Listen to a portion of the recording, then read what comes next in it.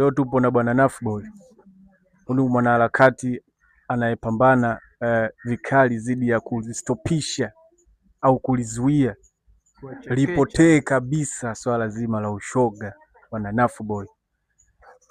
Bwana Nafboy. Naam, niambie mtaalamu.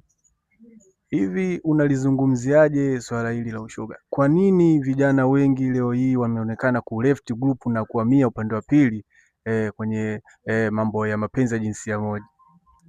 Kwanza kukosa hofu ya Mwenyezi Mungu. Hili ndo swala la msingi. Watu kuto kumwogopa Mwenyezi Mungu, kwa sababu mtu kuamua kukimbilia upande wa pili ni unaona kabisa huyu hamuogopi Mungu, kashakuwa mnyama. Sio, umenielewa? Afu jambo la pili watu wenyewe kuwa na upwiru wao binafsi, wanawashwa mwili unakuwa una mchecheto, yani mtu mwenyewe tu, wala sio malezi ya wazazi wake, yani yeye mwenyewe, kwa sababu walezi wakati mwingine wanafanyaga mambo yao wanamaliza. Mzazi akamlea mtoto wake kuanzia chekechea mpaka form 4, form 6, form 5, kasoma mbali, chuo kasoma mbali, huko ndo anakwenda kudambuliwa. Kwa hiyo pia kuna namna unaweza kusema yeye mwenyewe. Alafu tatu, makundi unakaa na watu wao wanazungumzia Harrier, wanazungumzia Mercedes Benz, yani kiujumla unamaanisha tamaa, twama, kitu kinaitwa twama. Umeelewa? Kumbe wewe umenielewa. Yani twama, yani mtu unazungumzia hali ya Takolanyani wakati wewe una Takolanyani.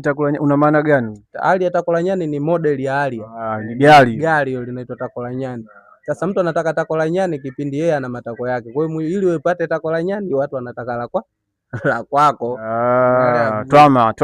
Yani hapa mchezo twama, na wanachakatwa na sasa hivi wapo wengi mwandishi. Kwa hiyo mimi kama mwanaharakati wa kudhibiti jambo hili napitia wakati mgumu, wakati mwingine kutokana na support inakuwa hakuna, lakini mikazo, unajua we born to fight.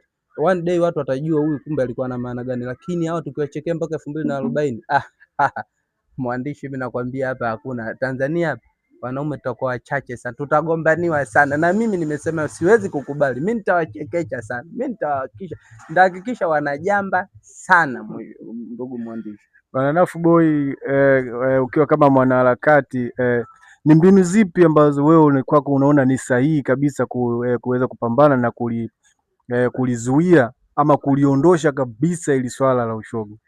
Mbinu ya kwanza Mwenyezi Mungu. Target ya kwanza kabisa kumtegemea Mwenyezi Mungu, maana tunaamini kwamba la haula wala quwwata illa billah. Unaona, kwa hiyo tunamtegemea Mwenyezi Mungu. Na kwenye swala la mbinu zingine, hizi ni mbinu za sisi wenyewe wananchi.